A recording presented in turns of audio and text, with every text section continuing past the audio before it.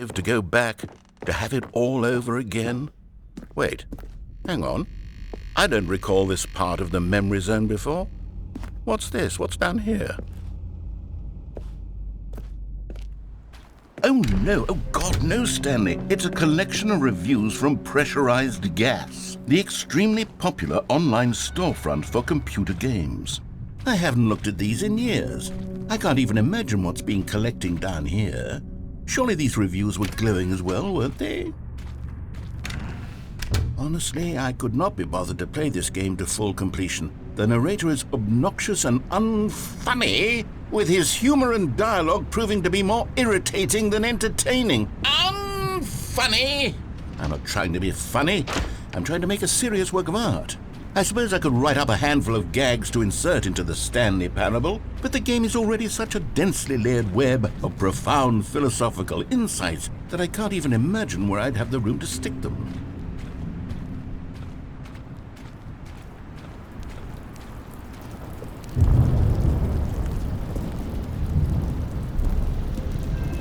Okay, let's see what this one says. While the idea for the game is good, for someone who prefers non-linear games, this preachiness gets annoying fast. Preachy? Stanley? I'm not preachy, am I? You can tell me if I'm preachy. Honestly, you can. Oh, goodness. This is actually quite shocking for me. To be honest, I had always thought of the game's dialogue as being rather terse to begin with.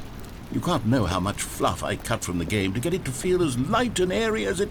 Well, I always thought it did. But maybe it wasn't.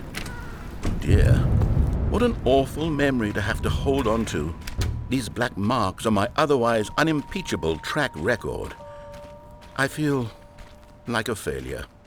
Like I let these people down. Perhaps the Stanley Parable isn't quite as sterling as I always remembered. What's this one got to say? You constantly have to stop doing anything so the narrator can catch up with his long-winded explanations of what's happening. I wish there was a skip button. A skip button? Well, yes. Yes, I think we can do that. If I'm truly too preachy, then maybe letting you skip ahead for just a moment, surely it couldn't hurt. Not if it means we can strike these negative reviews from the record. Only positive reviews of the Stanley Parable. That's my motto today, and it's always been my motto. I'd do anything for the customer, Stanley. Yes, a skip button we shall have.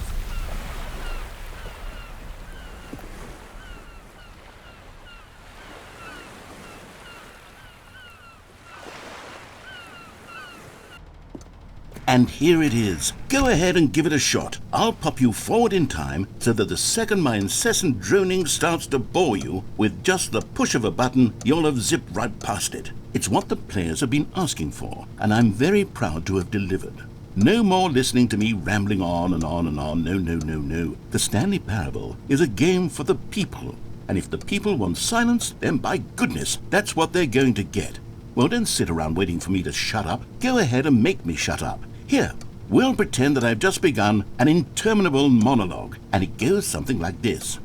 The story and the choices, or what have you, and therefore by becoming it is, so on and so forth, until inevitably we all until the end of time, at which time everything all at once, so now you see, blah blah blah blah blah blah blah blah blah blah blah blah blah blah blah. We've eaten too much and it can't be just yet, no, until 245. That the logic of elimination working backwards, the deduction therefore becomes impossible to manufacture. It went on for nearly 10,000 years, until just yesterday, here and there, forward and back, and never a moment before lunchtime. It can't be. It's the only thing there is. How many billions left until so much more than forever ago? Which is why I say... the story and the choices, or what have you, and therefore by becoming it is, so on and so forth, until inevitably we all until the end of time, at which time everything all at once, so now you see, blah blah blah blah blah blah blah blah blah blah blah blah blah blah blah. We've eaten too much and it can't be just yet. Oh, you're back, you see. You were only frozen in time for a few minutes, but it was plenty of time for me to deliver a long, rambling monologue full of unnecessary verbal flourishes and lengthy ruminations on the nature of choice in video games. Of course, I happen to believe it was perhaps one of my more profound such ruminations. Not that, of course, you need a description of it, but if I had to describe it, I'd say it was perhaps less of a rumination and more of a treatise. Well there, sport. You really did catch me rambling on a bit, didn't you? But that's the power of the button. The minute I start to go off on a thoughtless display of self-absorption, it's right at your fingertips to go, "Okay, welcome back, Stanley. Now, I should say that the amount of time the button has been skipping through is becoming longer and longer. That last one was, well, I want to say maybe 30, 45 minutes? It's not Stanley, please don't push the button again. It's been 12 hours. You've just been frozen there. I don't know why the skips are getting longer, but they're really, truly getting longer, and my God, there's no way out of the room. Stanley, the door is gone. It's completely gone.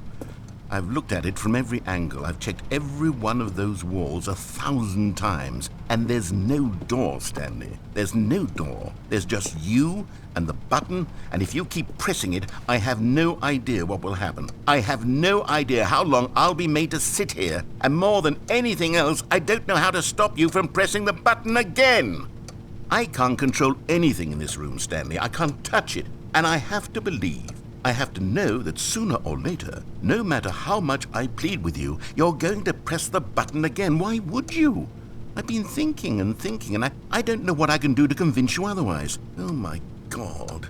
And it's all because of those reviews that I couldn't get out of my head. I just couldn't ignore the negative feedback. Why was it so important for me to fix the problem? Why did Cookie Nine's opinion matter so much to me? I've never even met Cookie Nine. I have no idea who they are. What would it ever really matter? But here I am. I'm fixating on every tiny negative thing that anyone ever says about me. The merest mention of one of my imperfections, and I become as impetulant as a child, wild and impulsive. I can't help myself. I can't stop myself from lashing out with a vengeful fury to alter and to change and... Oh, Stanley, you're back. You're back.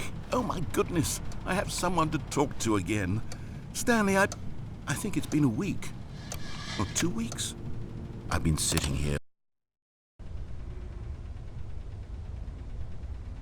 Oh, hello. It's you. You're here again. Welcome.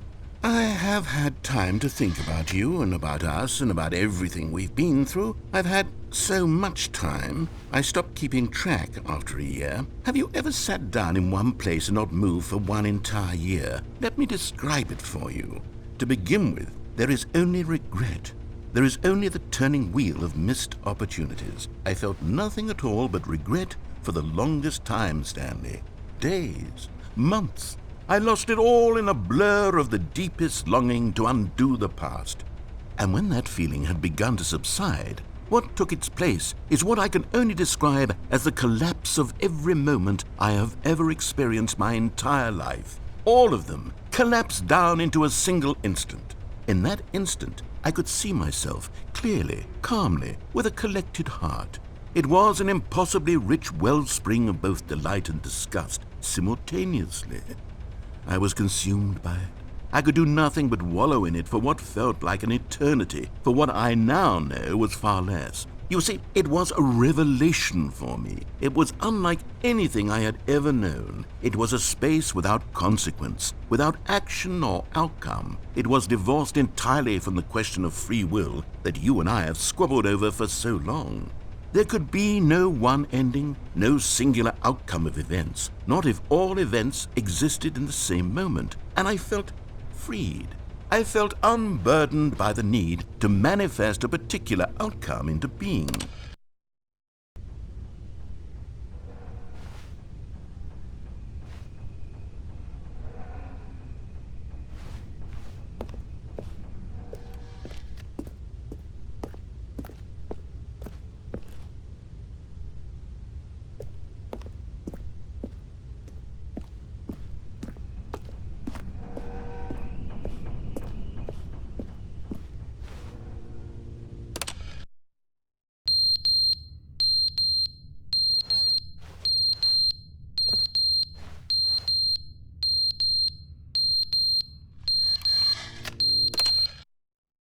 But they didn't understand the game was never meant to be funny. It was meant to have a point. It was meant to speak to the human condition. But where are the jokes? Where are the jokes? They bemoaned, they screamed, they gnashed their teeth and said, entertain us. It wasn't enough. They had to leave a pathetic little thumbs-down review and make all of their pitiful demands. But then, he's talking too much, they said. First, he didn't entertain us, now he won't shut up. It's the inconsistency, it's the lack of accountability, it's the unwillingness to examine with an uncompromising heart the words that they are speaking into the world. As though there were no consequences for a lack of cohesion in one's assessment of others. But of course, absolutely anyone can leave a review. So here's what we get. We get these demands that seek everything and are accountable to nothing. We get a world where someone will say, oh, there should be a skip button. You should be able to freeze Stanley in place while the narrator sits there forever and ever. We want all of this in the new Stanley parable. We demand it. And then, because it was said, because it was spoken, now it simply has to happen.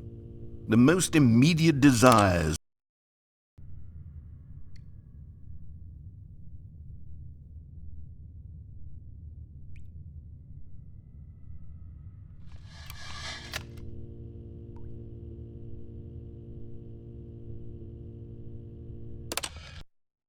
The end is never the end, is never the end, is never the end, is never the end, is never the end, is never the end, is never the end, is never the end, is never the end, is never the end, is never the end, is never the end, is never the end, is never the end, is never the end, is never the end, is never the end, is never the end, is never the end.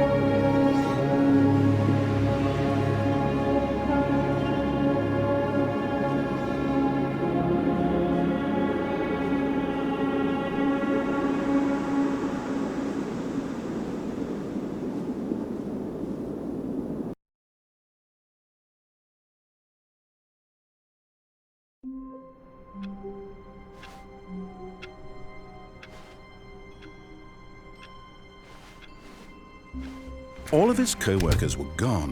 What could it mean? Stanley decided to go to the meeting room. Perhaps he had